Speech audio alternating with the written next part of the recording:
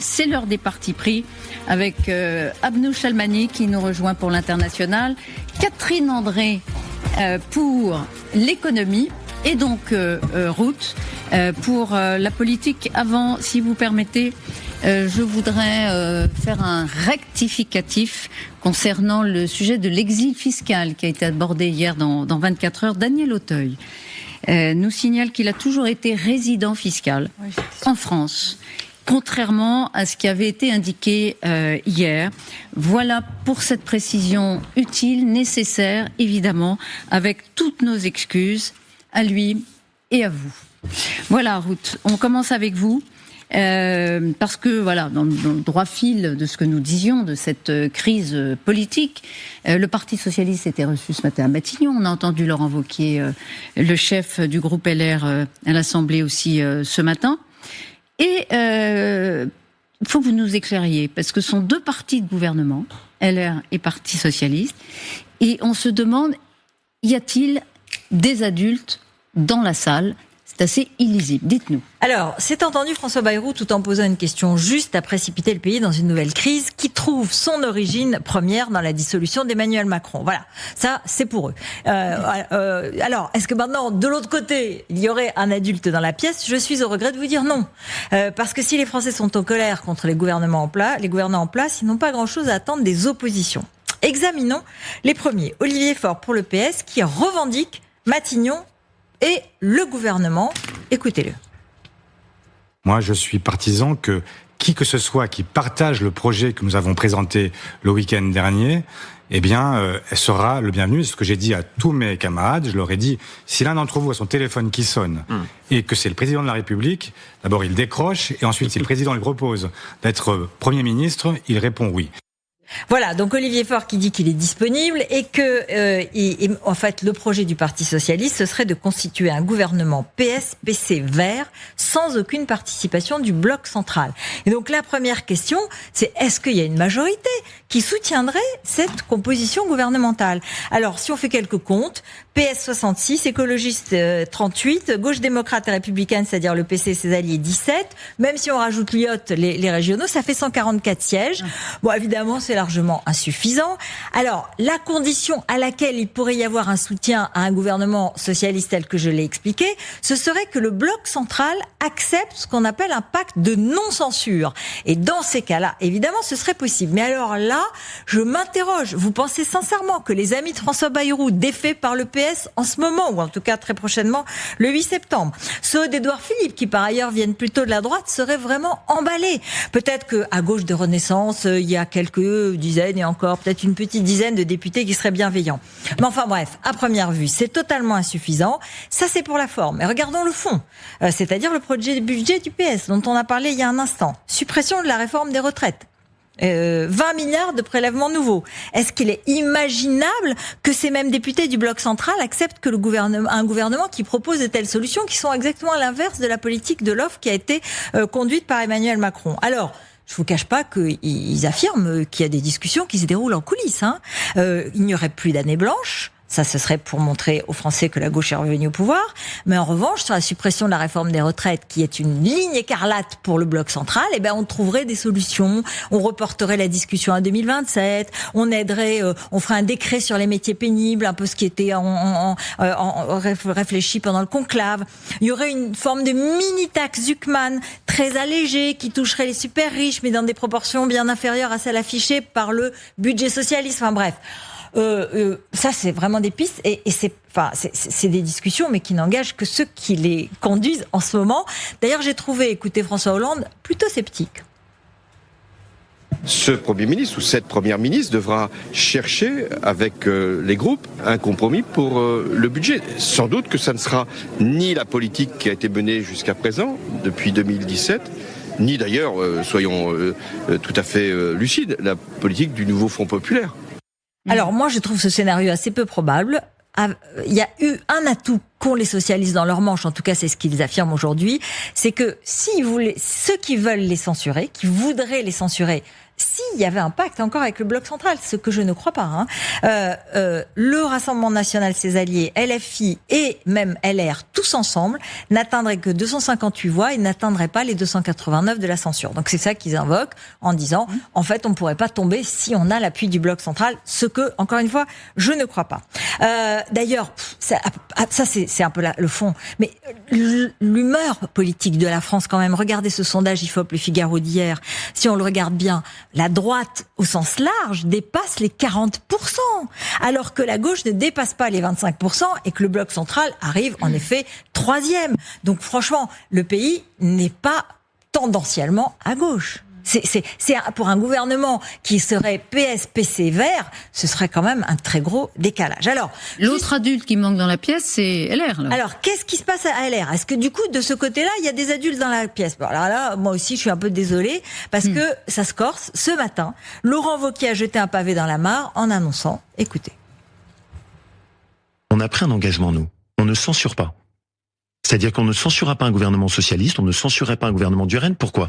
J'essaie d'être cohérent avec ce que je vous dis. Je vous dis que je suis pour la stabilité politique. Nous ne faisons pas partie de ceux qui font tomber des gouvernements dans ce pays. Voilà, on se peint, ça veut dire qu'LR s'abstient sur le PS. Bon, c'est vrai que les Français sont très secoués par ce qui se passe, ils n'ont pas envie d'instabilité, mais enfin quand même, Laurent Wauquiez voudrait peut-être afficher une forme de calme et de raison, mais dans le fond, son idée, c'est de laisser peut-être la gauche pour que la droite revienne dans l'opposition, parce qu'il pense que c'est la meilleure façon de préparer l'élection présidentielle. Mais sa petite phrase a aussitôt fait réagir Bruno Retailleau, le président du parti, qui lui souhaite que la droite reste au pouvoir, et il a dit « Elle refusera toujours la politique du pire pour la stabilité du pays », mais il n'est pas question de cautionner le pire des politiques. Si LR a accepté de rentrer au gouvernement, c'est pour empêcher la gauche d'accéder au pouvoir. Il n'y aura pas de chèque en blanc. Si un gouvernement socialiste devait mener une politique contraire aux intérêts de la France, le devoir de la droite serait de l'empêcher. Bref, vous voyez un peu ce feuilleton dans lequel on est à un épisode. Aujourd'hui, c'est chaque jour un épisode. Et on n'y voit pas si clair, et je continue à dire qu'il n'y a pas d'adultes dans la salle. Voilà, et ce qu'on comprend en tout cas, ce qui est clair dans ce que vous dites, Ruth, c'est que dans le fond, on n'a pas de gouvernement, ni avec le PS, ni avec l'aide des LR ce soir. Ce soir, ce sera très difficile. C'est pas clair. C'est pas gagné du tout. Vous nous rassurez pas, mais bon, à chaque jour suffit sa peine. Catherine André, maintenant, pour l'économie. On a appris ce matin qu'un projet de décret, 3 projets de décret d'ailleurs, prévoit de alimenter ou augmenter le reste à charge pour les patients, notamment par exemple dans l'achat de médicaments. Et vous nous dites, c'est un mal nécessaire. Oui, beaucoup d'indignation ces dernières heures autour de ce projet du gouvernement, donc faire passer par décret effectivement un sujet qui est vraiment très sensible pour les Français, faire augmenter les frais de santé, doubler les franchises. Alors c'est vrai que dans le fond, la méthode elle est plus que critiquable parce qu'on a un gouvernement qui est sur le point de tomber, qui fait passer en catimini ces décrets, en s'abstenant donc de débats parlementaires autour de ce sujet qui est hautement sensible. Alors ça, c'est pour la forme qui effectivement est contestable, mais dans le fond, quand on voit aujourd'hui la vie politique qui est complètement bloquée, notre incapacité à prendre des décisions parce qu'il n'y a plus de majorité à l'Assemblée nationale, et quand on voit à quel point notre système de santé est à bout de souffle, je soutiens que ces projets autour des franchises médicales sont nécessaires et que, en quelque sorte, ce passage en force du gouvernement se justifie. Si on regarde vraiment ce que veut aujourd'hui l'exécutif, il s'agirait donc de doubler le reste à charge. Effectivement, la somme qu'il reste à payer pour les assurés quand il y a eu remboursement de la sécurité sociale, après remboursement de la Sécu et des mutuelles. Alors, pour une boîte de médicaments, le projet, ça serait de porter ce reste à charge à 2 € contre 1 € aujourd'hui.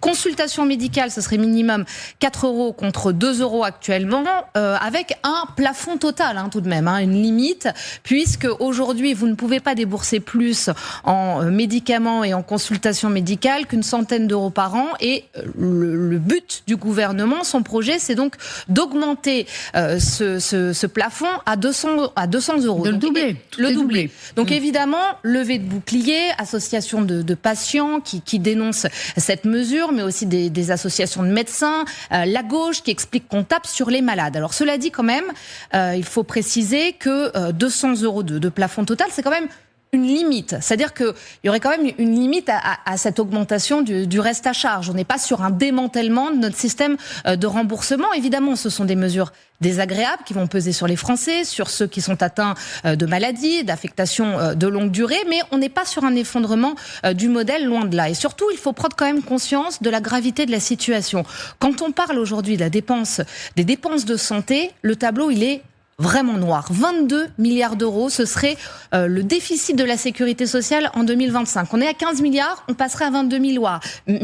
On est sur des alertes, des multiples alertes de la Cour des comptes qui nous parlent de trajectoire hors de contrôle et qui a alerté en 2027 à partir de 2027 sur une crise de liquidité. C'est-à-dire qu'en gros, on pourrait plus emprunter pour financer les prestations, verser les prestations sur les marchés. Donc c'est une grande inquiétude. Et donc, je soutiens que augmenter le reste à charge est nécessaire. On a un des restes à charge le plus bas en Europe. Et donc, le passage en force peut s'entendre. Alors, c'est très intéressant. Merci. Alors, ça, pour le coup, c'est un parti pris. On n'a pas le temps, mais pourtant, ce qui t'interpelle aussi, c'est le moment. Le moment, pourquoi est-ce que François Bayrou, vous avez 10 secondes, Maroud, pour nous dire non, pourquoi mais là, maintenant je pense que pourquoi ? Parce que c'est vrai que c'est évidemment une réponse au déficit. Je suis tout à fait d'accord avec Catherine. Maintenant, par décret, François Bayrou, qui ne sera sans doute plus chef du gouvernement lundi. Abnous Chalmani, alors là, vous allez nous éclairer sur une énigme. Oui. La mystérieuse, enfin les étranges, mystérieuses, oui, morts de l'AfD, qui est le parti d'extrême droite allemand. Dites-nous tout. Et qui ne sont évidemment pas si étranges que ça. Entre fin août et début septembre 2025, donc l'Alternative für Deutschland, l'AfD, le parti d'extrême droite, a été frappé par une série de 7 décès parmi ses candidats et ses suppléants pour les élections municipales du 14 septembre prochain en Rhénanie du Nord-Westphalie. 4 principaux candidats et 3 suppléants. Vous avez la liste. Donc quand on regarde, c'est pas très difficile. 4 morts naturelles des suites de maladies chroniques, et c'est des personnes plutôt âgées, 2 causes inconnues par désir de la famille de maintenir la confidentialité, et un suicide confirmé par les forces de l'ordre. Ce qui n'a pas empêché la coprésidente de l'AfD, Alice Weidel, d'alimenter les spéculations en partageant sur X le message de l'économiste retraité Stéphane Hombourg, qui a affirmé que la probabilité de 6 décès dans un si petit groupe était, je cite, statistiquement presque impossible. Très vite, les statisticiens ont souligné que dans un échantillon de 20 000 candidats sur l'ensemble de l'État, toutes formations confondues, plusieurs décès, c'était pas si surprenant. Et en relayant ce message de Stéphane Hombourg, elle a juste rajouté cette phrase Alice Weidel. Alors là, mais pas mieux pour alimenter la machine conspirationniste. 4 candidats de l'AfD sont morts.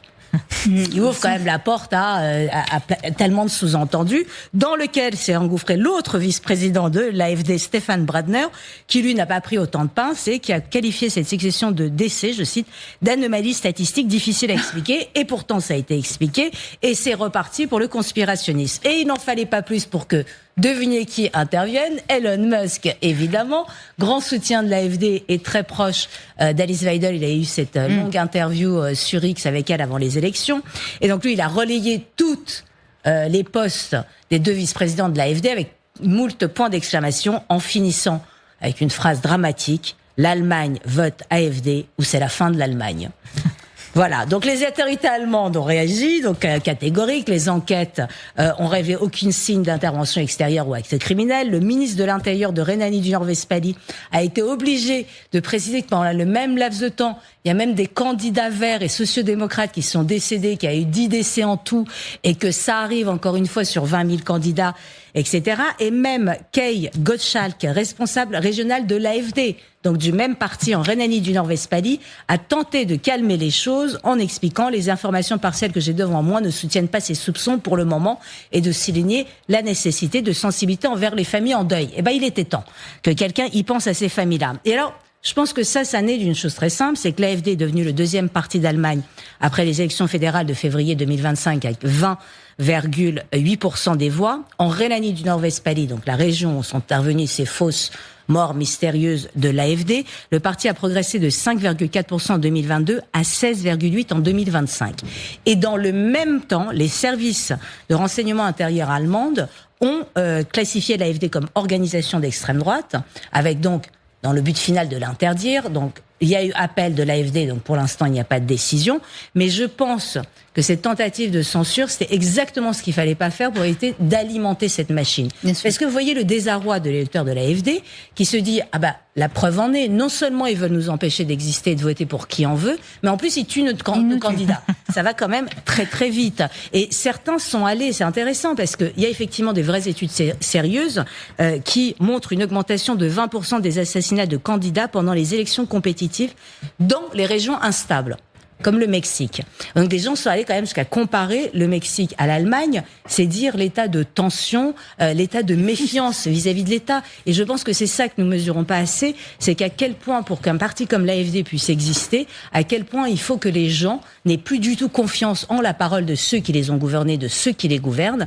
Et parce que l'AfD n'a jamais eu des responsabilités au niveau national, et ben ça en fait un parti qui est auréolé de vertu. Et encore une fois, on ne combat pas ces partis-là en les censurant, en alimentant la machine complotiste, il n'y a rien de mieux, mais en argumentant politiquement. Et c'est là où on voit le désarroi dans lequel les démocraties sont prises, incapables d'argumenter. C'est sidérant, cette affaire. Merci beaucoup, Abnous. Merci Ruth Elkrief. Merci Catherine André.